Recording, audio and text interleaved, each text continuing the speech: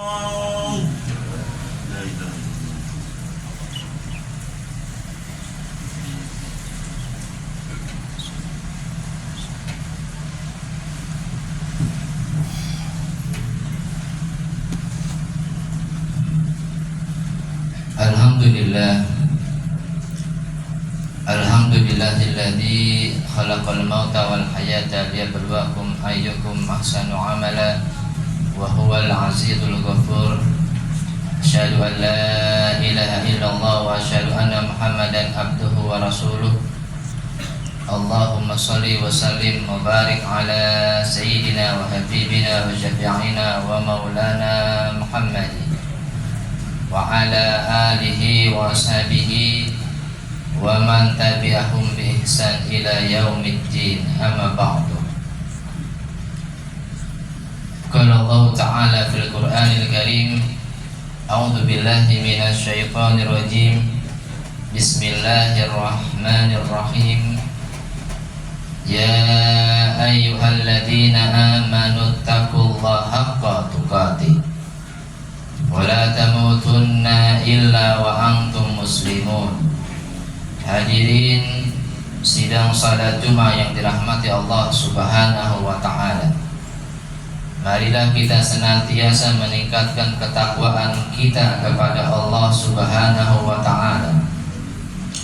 Takwa dalam arti yang sebenar-benarnya takwa, dengan mengerjakan segala perintah-perintah Allah dan meninggalkan segala larangan-larangan Allah Subhanahu wa Ta'ala.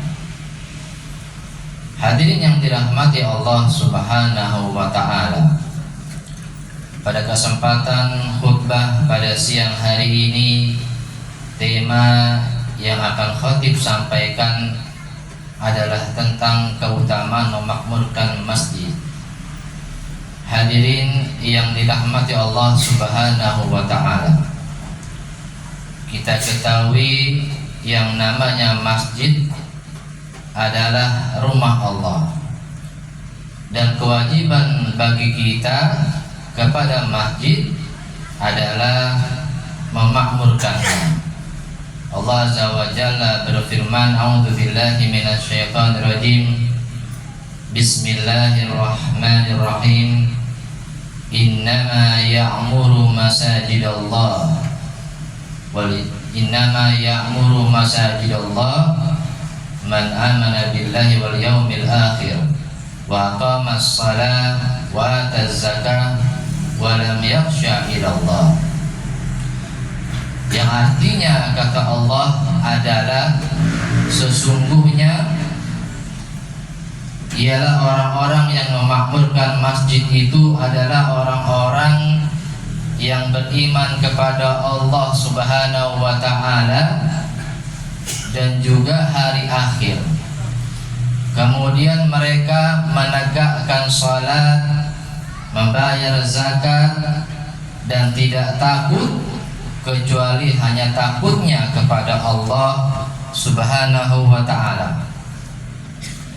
Hadirin yang dirahmati Allah Subhanahu wa Ta'ala, memakmurkan masjid itu terbagi menjadi dua. Yang pertama, kita makmurkan itu secara fisik. Artinya secara fisik ini kita membangun masjid, kemudian kita merawatnya, menjaga kebersihannya. Nanti apabila sudah lama usia masjidnya, kita merenovasinya, memperindah lagi bangunannya, jadi cakep lagi bangunannya, merawat lagi, catnya pudar kita cat, kebersihannya dijaga, sehingga membuat orang-orang yang beribadah itu akan merasa nyaman, damai saat beribadah di sebuah masjid. Nah, itu adalah memakmurkan masjid secara fisik. Ada lagi yang kedua, itu memakmurkan secara non fisik. Artinya adalah kita ya meramaikan masjid itu yang pertama non fisik dengan cara beribadah di masjid. Makanya kalau laki-laki itu ada rumus yang namanya TBM. TBM itu rumusnya artinya adalah tepat waktu, berjamaah, dan di masjid. Kita isi masjid dengan sholat berjamaah, sholat sunnah, isi masjid dengan kegiatan-kegiatan zikir-zikir, kegiatan majelis ilmu, majelis zikir. Nah, ini adalah cara kita ya mengisi masjid secara non fisik. Hadirin yang dirahmati Allah Subhanahu wa taala. Lantas apa saja keutamaan daripada kita memakmurkan masjid secara fisik dan secara non fisik? Yang pertama itu adalah dibangunkannya rumah di surga. Masya Allah, tabarakallah. Kata Rasulullah Sallallahu Alaihi Wasallam, barang siapa yang membangun masjid karena Allah, maka Allah membangunkan dia rumah di surga. Termasuk orang-orang para donatur yang menginfakkan hartanya untuk acara-acara merenovasi masjid, membangun masjid, ya dimanapun masjid yang berada, dia bantu dengan menginfakkan hartanya, maka mereka juga termasuk orang-orang yang Allah bangunkan rumah di surga. Itu yang pertama. Yang kedua, di antara keutamaan memakmurkan masjid adalah Allah berikan yang namanya sakinah, rahmah. Ada sebuah hadis dari Rasulullah SAW. Rasulullah bersabda, barang siapa yang mempelajari kitabnya Allah di sebuah masjid, maka Allah akan turunkan kepadanya yang namanya sakinah, ketenangan. Juga diberikan sama Allah, kata Rasulullah, ya diberikan yang namanya rahmat, kasih sayang Allah.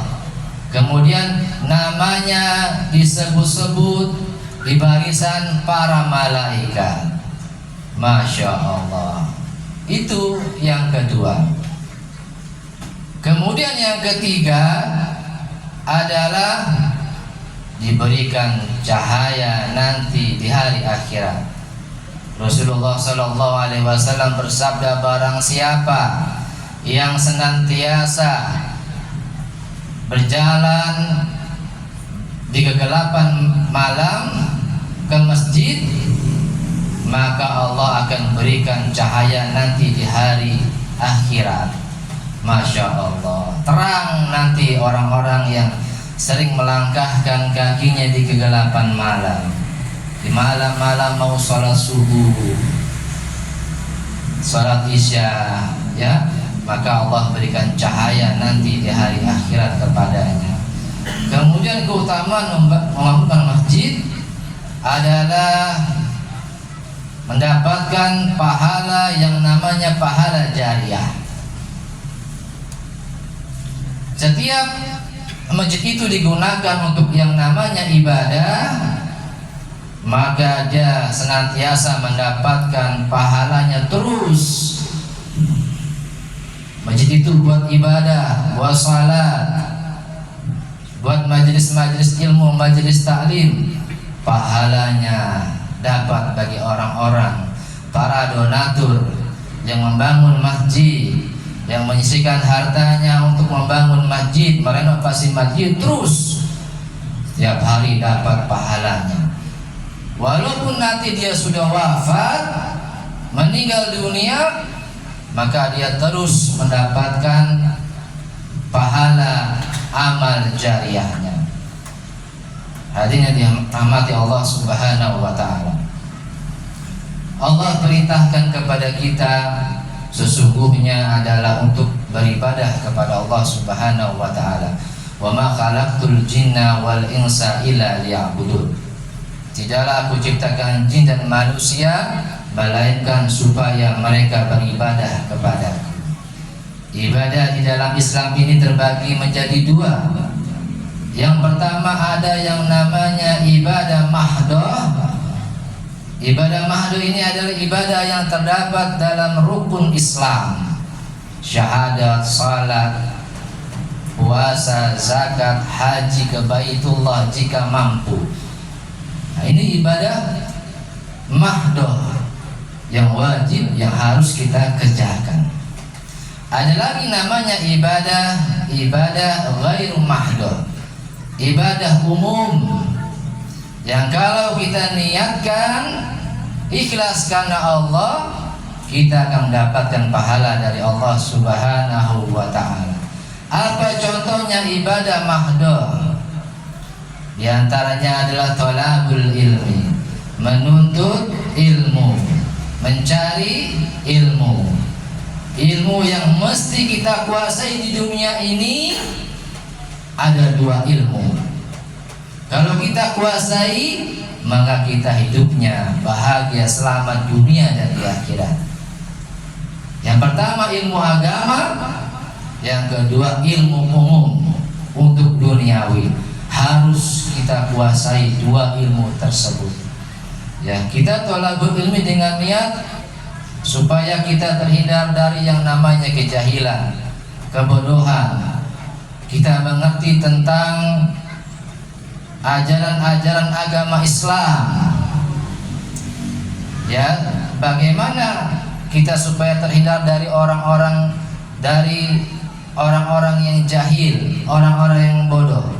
Sebagaimana dulu zaman jahiliyah banyak terjadi pembunuhan, banyak juga yang namanya perbuatan syirik besar, menyembah berhala, patung, bulan, bintang. Bodoh menyembah patung-patung.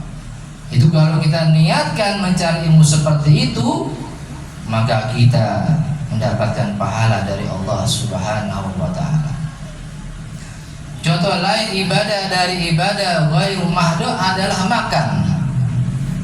Kalau kita makannya sebelum makan baca basmalah, kita baca doa sebelum makan, kita niatkan makan ini. Kalau sudah nanti ada tenaganya, maka kita gunakan untuk beribadah kepada Allah, untuk kita belajar, untuk kita bekerja mencari nafkah rizki yang halal untuk anak dan istri kita. Maka makannya ini bernilai ibadah dalam pandangan Allah Subhanahu wa ta'ala. Ada lagi contoh yang lainnya adalah seperti tidur, ghairu mahdoh, tidur. Kalau kita tidur, kita niatkan tidur kita lebih awal.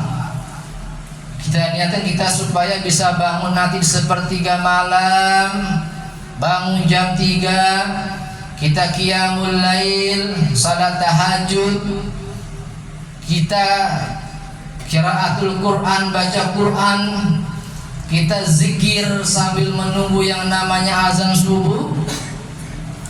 Maka tidurnya kita mendapatkan pahala dari Allah Subhanahu wa ta'ala.